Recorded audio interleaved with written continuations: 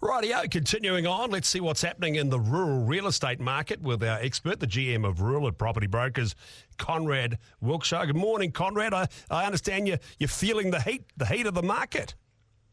Yeah. I'm a bit worried about that word expert, but we are definitely starting to see some heat in this market. It's 21's off to a very solid start. Yeah, well, it follows on from a record year last year for large-scale sheep and beef farms. Yes, absolutely. I tell you, there's a couple of... obviously, everybody's very aware of the chat around the carbon market and the influence it's having on extensive hill country. And certainly, I just also want to reiterate, we sell a lot of farms to farmers. You know, our farms going to farmers, but you can't ignore the carbon market and the influence it's having. And we had seen a record median price for year end 21. Now, so that's for over 200. If we look at over 200 hectares, sort of an old speak 500 acres, it's those properties and up. The median price is now 10,300 a hectare. Now that's 30% up year on year, and there is no. I've just looked back the last 20 years, and I was chatting to Dom about it earlier in the week. There's no precedent for that level of increase, and you have to literally go back to the 2000s pre-GFC to see that sort of 8,000 a hectare number, and that's obviously we're up 30% on that, and that back in that day it was the quality finishing ground, and particularly a lot of beef ground that went to dairy through the 2000s, whereas this is at the more extensive end of the market. So it's there's no such thing as cheap ground in rural New Zealand these days. There's been a fundamental shift. Yeah, they're remarkable numbers, aren't they? And it just, it's only got North written all over it, hasn't it? But plenty of discussion. Yeah, and discussion though around, and it's starting to get some traction around the whole carbon farming thing. Do you see any change potentially on that front, Conrad? Yeah, well, I don't know if you guys are aware, and I certainly wasn't when I checked. Con Williams has got a fund that he's managing on behalf of my farm, and it's attracting strong interest. And he came up with a very good article today, and because the carbon auction price now is $85 yes. a tonne. Yeah. Now that we thought 65 was a new level, and that's so back in July last year it was half that, 45. Yep. And then we have internationally the market is 2 times what it is in New Zealand. So the signals there's a lot of speculation. It's tracking towards that $100, but we were always talking about that being 2 or 3 years away. But in the current run rate, who's to say when we're going to hit it? So no, I think there is some.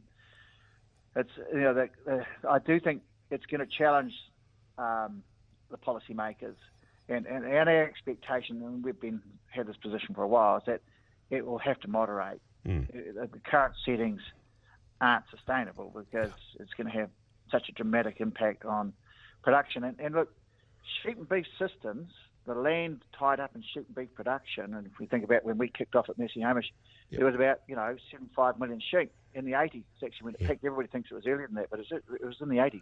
Yeah. But we're as the national flock is in the sort of 20 odd million plus. What it is today, I haven't quite checked recently, but say it's 26 million. If it hits down below 20, I think we run into sort of critical mass, sustainable systems issues. Like we can't just keep taking ground out of sheep and beef production and expect that model to carry on in its current form. And so then it makes it harder to get to processes. We have droughts. There's not enough space because actually there's not enough critical mass to keep plants going. So, there is a real fine balance, and I reckon we're getting pretty close to that right now. Yeah, great point. Great point, Loey. Yeah, I was going to say, all these big these farms you're selling, are they going to farmers or a group of farmers to, for example, there's someone wants to get out, retire from farming, are those farms being split and one neighbour takes a bit and the other, and then they're planting them in trees, or is it just outsiders, when I say outsiders, foreigners, purchasing for trees? It's both, and just to qualify that, if I looked at the 2020 year, it was definitely in favour of the farmers. But as as we've gone this season, and I sort of say this season, October, November last year onwards, it is definitely swinging the other way to the outside interests and the large-scale sale of extensive country. And I have, you've got to respect the vendor's decision on that. They didn't create the market. They've been historically farming for often generations, but certainly hands-on in their own way for the last 30 years. And, you can't walk past it. And many of them are tied up in trusts, and you've got responsibilities, legal responsibilities to beneficiaries. So it's very easy to be on the outside, but I would say, that market is certainly very, very present at the moment, and likely to carry, and we think will continue to accelerate under the current settings. And I think the pressure on those current settings is becoming pretty apparent. Yeah. Expecting things to carry on strongly through 2022, Conrad, I suspect. Yeah, we are this autumn particularly. Yeah. The team are pretty busy then at Property Brokers. Yeah, no, we are. Autumn's actually lots made of the spring market, but actually March is actually the second biggest month in the rural real estate calendar year. So, no, we're definitely on the tools and making sure that we're up to speed on everything and getting across the market, and it's as it should be. We really have enjoyed some good support last year, but, it's about making sure our vendors have options and actually have the best suite of marketing strategy in front of them. So, we see this autumn being very good. And I do want to keep reiterating, the farmers' businesses and the returns, and we're in this unique position of a low dollar and strong commodity prices. Normally, the dollar strengthens significantly as the commodity price moves forward, but that's not what we're seeing because of obviously the international changes in interest rates. Is favourable to us at the moment, and so our dollar is, in a relative sense, very favourable to exporters. And so, we're seeing very strong farming businesses progressing, and I think we need to keep rolling a line under that. The majority of businesses are here to stay, carbon or no carbon. Yeah. And I don't want to keep making that point. Is that the future is really solid. And in fact, in my career, I've never seen a period as strong as what it is for the underlying business of farming, and it's just for me to keep beating that drum. I think you're 100% right, and I like your point about get below that 20 million sheep and we start to have critical mass issues. So I think we will see a real sort of shift farming itself does, it's in a strong position, Loey, isn't it? And the carbon farming, and as Conrad and you have rightly said, you can't say anything to the vendor. They, setting families up for life. And, you talk about the critical mass of sheep. We've got a half a dozen reasonably big processors and a few smaller ones. If the sheep they've got markets. They've got markets they've worked very hard to obtain, and they want to keep them. And the internal pressures to meet those demands we've seen it around the world anyway, haven't we, Conrad? That, 100%. If that nothing else, sheep farming's still viable doing, dare I say it, without wool for a lot of these places. Yeah, absolutely. And there's a lot of passion for wool. And we're doing a promotion with Honest Wolf at the moment in the Hurley family, and it's a great on Papanui Station there, and there's a lot, and there's Meredith Carpenter doing a great job with their wool business as well, which I think's probably been on the show. Yep. And what I'm getting at is that the wool job is far, I think will continue to improve. It's hit rock bottom, but the product itself and the fibre and what we can do with it, we're finding, making bloody chipboards out of it. There's a big opportunity with wool, but the lamb schedules and the beef schedules have just held up so well in recent years, and the markets we've developed and the quality of the product we've got, it's not just false optimism. I think it's built on decades of investment. Yeah, I just see. Did you see that post during the week? I think it was Cam Heggie, Hamish, for mid-400s for Wilkshire two-tooths, I think they were, in the King Country. So, Conrad, if that sort of sheep is getting that sort of money, everything's aligned to the meat market, isn't it?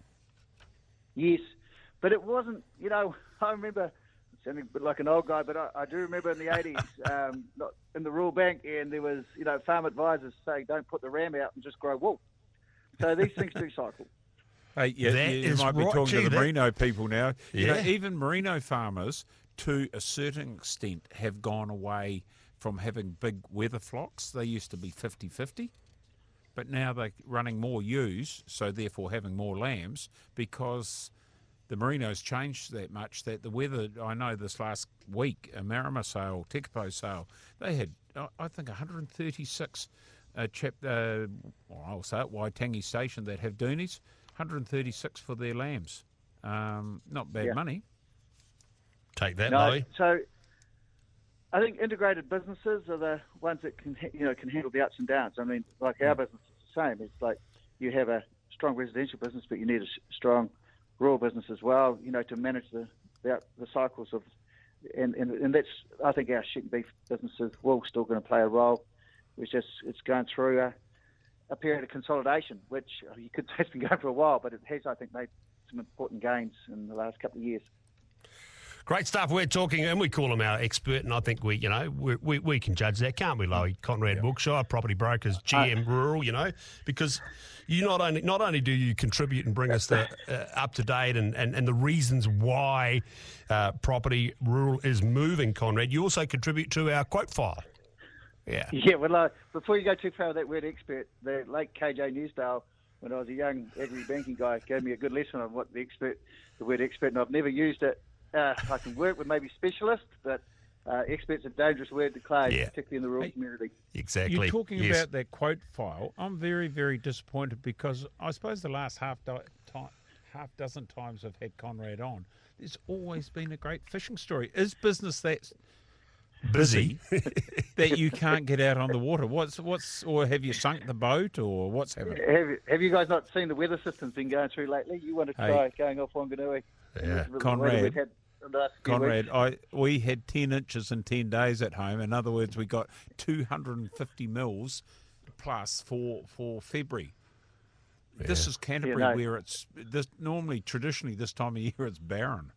Interesting. I was talking. I just saw on Facebook actually Mike Humphrey, who farms out the Mangoni Road out the Howcombe Way there. Conrad was saying, and he's had a property that's had really affected by the rain, but said frost and dew and all, in February. Strange times. I haven't been brave enough to go and catch up with the grain producers in mid-Canterbury, Loey, but I imagine they've had a hell of a time. Well, we talked about that. We spoke to them earlier on the show. Yeah, they're at a time where they're struggling to get their ryegrass straw, if it's been harvested, off the paddock. They can't get it dry enough because when it's not raining, as Hamish found out, it's fairly humid down at home when it's not raining. And what percentage did they say of wheat has sprouted already and haven't been harvested? So the dairy farmers down there that normally gather all the straw for their winter, that'll be a problem for them too. But you feel for the arables, not only the grain, but this grass seed, the clover, you name it, it's all been hit by it. There you go. That is Conrad Wilkshire, of course, a GM of Property Brokers Rural. We will just quickly update the quote file while we're here, Loey.